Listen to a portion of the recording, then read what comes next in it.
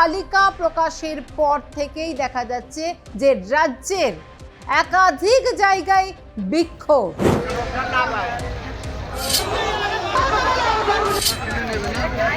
Voter হিসেবে তারা থাকতে পারবেন কিনা সেই দুশ্চিন্তায় তারা পড়ে তারা কিন্তু এবার বিক্ষোভে সামিল হয়েছেন।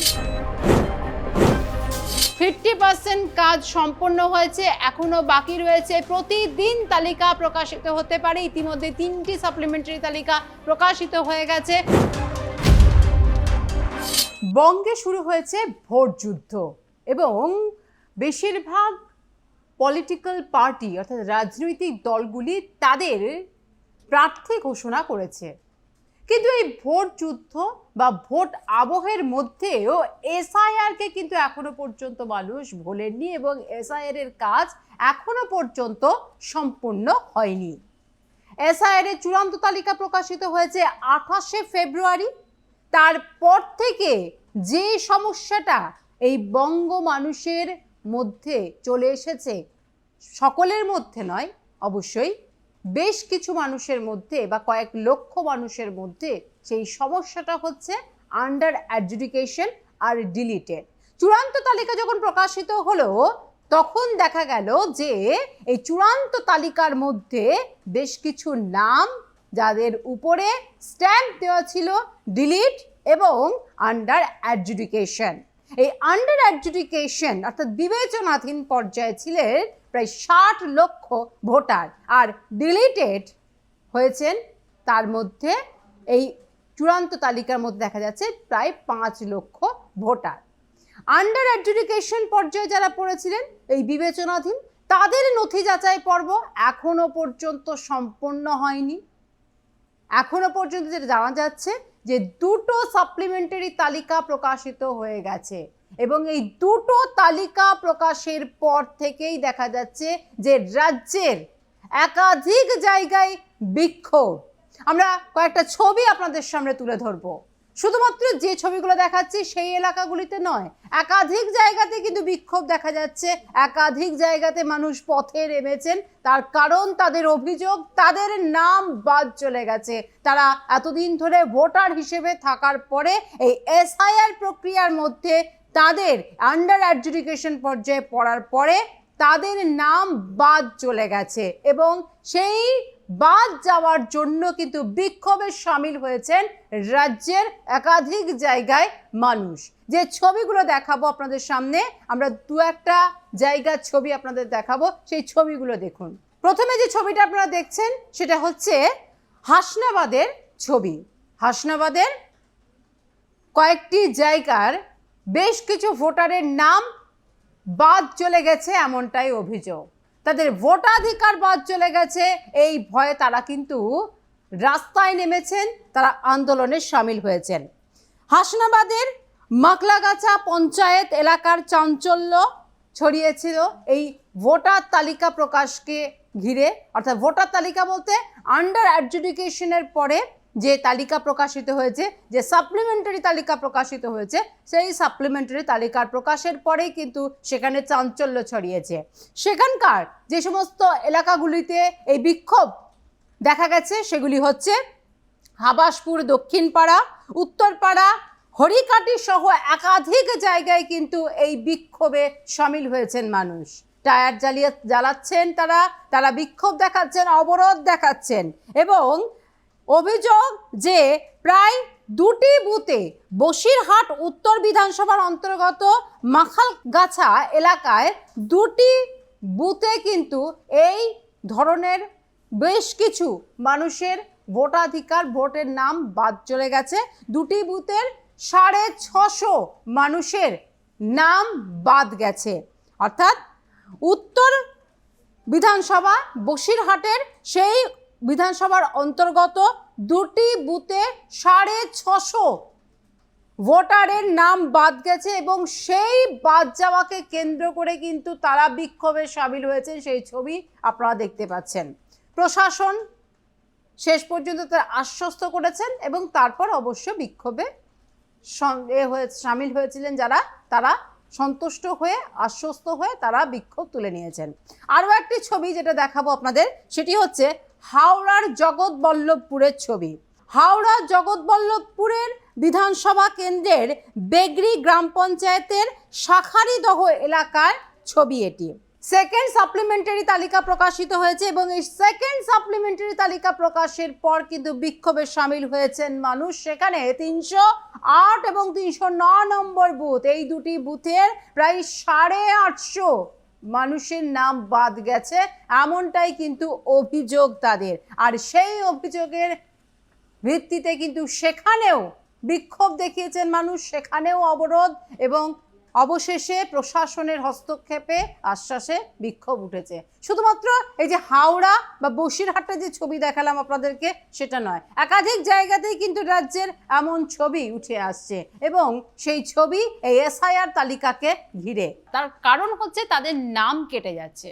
প্রথম সাপ্লিমেন্টারি, দ্বিতীয় সাপ্লিমেন্টারি প্রকাশের পর দেখতে পাওয়া যাচ্ছে যে একাধিক ভোটারের নাম বাদ, তাদের ভোটার হিসেবে তারা থাকতে পারবেন কিনা সেই দুশ্চিন্তায় তারা পড়ে তারা কিন্তু এবার বিক্ষোভে সামিল হয়েছেন এবং অবশ্যই প্রশাসনিক স্তরের আধিকারিকদের কাছ থেকে আশ্বস্ত হওয়ার পর বিক্ষোভ তুলে নিচ্ছেন। কিন্তু চিন্তা থেকে তো তারা মুক্ত হতে পারছেন না। তার কারণ ট্রাইব্যুনাল গঠন কবে হবে, আবার অ্যাপিল তারা কিভাবে করবেন এবং তারা কিভাবে নাম তুলবেন যারা আন্ডার অ্যাডজুডিকেশন পর্যায়ে ছিলেন এবং যাদের সাপ্লিমেন্টারি তালিকা প্রকাশের পর দেখছেন তাদের নাম বাদ গেছে অনেকের, তারা আবারও নাম কিভাবে তুলবেন। তার কারণ ট্রাইব্যুনাল গঠনের কথা এবং যেটা জানা যাচ্ছে যে ট্রাইব্যুনাল গঠনের নির্দেশ দিয়েছে আদালত। সেই ট্রাইব্যুনাল এবার গঠিত হবে। 23টি জেলায় 19টি ট্রাইব্যুনাল গঠন হতে পারে, এমনটাই কমিশন সূত্রে খবর। একদিকে সাপ্লিমেন্টারি তালিকা প্রকাশিত হবে আর অন্যদিকে ট্রাইব্যুনাল গঠনের ট্রাইব্যুনালের মাধ্যমে অ্যাপিল করা যাবে, এমনটা কিন্তু নির্দেশ দেওয়া হয়েছে আদালতের পক্ষ থেকে এবং সেই নির্দেশ অনুযায়ী এবার অ্যাপিল করতে পারবেন যারা এই আন্ডার অ্যাডজুডিকেশন পর্যায়ে ছিলেন এবং সেখান থেকে দেখতে পাচ্ছেন যে এখন যাদের নাম বাদ যাচ্ছে তারা কিন্তু এবার আবেদন জানাতে পারবেন ট্রাইব্যুনালে। যদিও এখনো পর্যন্ত কোথাও সে ট্রাইব্যুনাল গঠিত হয়নি, কিন্তু আদালতের নির্দেশের পর এবার কিন্তু ট্রাইব্যুনাল গঠন এবং অ্যাপিল শুরু হয়ে যাবে এবং অ্যাপিল কিভাবে করবেন সেটাও কিন্তু আপডেট চলে এসেছে। কমিশনের যে ওয়েবসাইট, সেই ওয়েবসাইটের মাধ্যমে কিন্তু যে কলাম লক্ষ্য করা যাচ্ছে সেই কলামের মাধ্যমে কিন্তু অ্যাপিল করা যাবে ট্রাইব্যুনালে এবং প্রথম তালিকা, দ্বিতীয় তালিকা, তৃতীয় তালিকা, তৃতীয় সাপ্লিমেন্টারি, প্রথম সাপ্লিমেন্টারি, দ্বিতীয় সাপ্লিমেন্টারি প্রকাশিত হয়েছে এবং তারপরে এবার যেটা জানা যাচ্ছে প্রতিদিন এই সাপ্লিমেন্টারি তালিকা প্রকাশিত হবে। তার কারণ বঙ্গে ভোট আবহ, বঙ্গে কত দফায় ভোট হবে সেই নির্ঘণ্ট প্রকাশিত হয়েছে। 23শে এপ্রিল ও 29শে এপ্রিল এই দুটি পর্যায়ে দুটি দফায় কিন্তু ভোট হবে বঙ্গে এবং সেই ভোটের আগে যাতে সমস্ত কাজের নিষ্পত্তি হয়, যাতে ভোটারদের নাম ওঠে এবং সেদিকেই কিন্তু নজর কমিশনের। তাই আদালতের কাছে আবেদন করা হয়েছে যে প্রতিদিন যাতে এই সাপ্লিমেন্টারি তালিকা প্রকাশ করা হয়। তাই কমিশনের ভাবনা চিন্তা, কমিশন চিন্তা নিয়েছে যে প্রতিদিন সাপ্লিমেন্টারি তালিকা প্রকাশিত হবে। ইতিমধ্যেই প্রথম তালিকা, দ্বিতীয় তালিকা, তৃতীয় তালিকা প্রকাশিত হয়েছে। প্রতিদিন সেই তালিকা প্রকাশিত হলে পরে মানুষ বুঝতে পারবেন, ভোটাররা বুঝতে পারবেন যারা আন্ডার অ্যাডজুডিকেশনে ছিলেন তারা বুঝতে পারবেন যে তাদের নাম উঠছে না বাদ যাচ্ছে। যদি নাম বাদ যায় তো সেক্ষেত্রে তারা কি করবেন, ট্রাইব্যুনালে সেটা তারা আবেদন জানাবেন। সেই ট্রাইব্যুনালে তারা কিন্তু একই সঙ্গে আবেদনও জানাতে শুরু করবেন এবং যেটা কমিশনের ওয়েবসাইট ছিল অর্থাৎ voters.eci.gov.in, এই যে ওয়েবসাইট আপনারা ইতিমধ্যে এই ওয়েবসাইটের সঙ্গে পরিচিত এবং এই যে ওয়েবসাইট, সেই ওয়েবসাইটটির মাধ্যমে কিন্তু আপনারা যেমন চূড়ান্ত ভোটার তালিকা দেখেছেন তেমনই কিন্তু সাপ্লিমেন্টারি তালিকা দেখতে গেলেও এই ওয়েবসাইট। এবার এই ওয়েবসাইটের মাধ্যমে পোর্টালে ঢুকে কিন্তু ট্রাইব্যুনালের জন্য আবেদন করতে পারবেন আন্ডার অ্যাডজুডিকেশনের পর্যায়ে যারা ছিলেন এবং যাদের নাম এই সাপ্লিমেন্টারি তালিকা প্রকাশের পর দেখতে পাচ্ছেন যাদের নাম বাদ যাচ্ছে সেই সমস্ত ভোটাররা কিন্তু এবার ট্রাইব্যুনালে আবেদন করতে পারবেন। আমি একবার দেখাবো এই যে পোর্টাল, এই পোর্টালে voters.eci.gov.in এই যে ওয়েবসাইট, সেই ওয়েবসাইটে আপনারা যাবেন এবং সেই ওয়েবসাইটে যেটা গেলে পরে কিন্তু আপনারা দেখতে পাবেন যে কিভাবে আপনারা ট্রাইব্যুনালে অ্যাপিল করতে পারবেন। আপনাদের সামনে এই রকম একটি কিন্তু পেজ চলে আসবে। সেই পেজ কোথায়, voters.eci.gov.in, তারপর voters the election commission of India, এবং সেখানে আপনাদের ক্লিক করতে হবে। ক্লিক করার পর কিন্তু আপনারা এমনই একটি পেজ দেখতে পাবেন, যে পেজ আপনারা দেখতে পেয়েছিলেন চূড়ান্ত ভোটার তালিকা যখন প্রকাশিত হয়েছিল তখন যে পেজ দেখতে পেয়েছিলেন, তারপরে সাপ্লিমেন্টারি তালিকা এই পেজ থেকেই আপনারা দেখতে পেয়েছেন। এবং এবার কিন্তু কিভাবে অ্যাপিল করবেন, যাদের সাপ্লিমেন্টারি তালিকা প্রকাশের পর দেখছেন নাম বাদ হয়ে গেছে, তারা কিভাবে অ্যাপিল করবেন, এখানে কিন্তু একটি কলাম হয়ে গেছে। কি কলাম?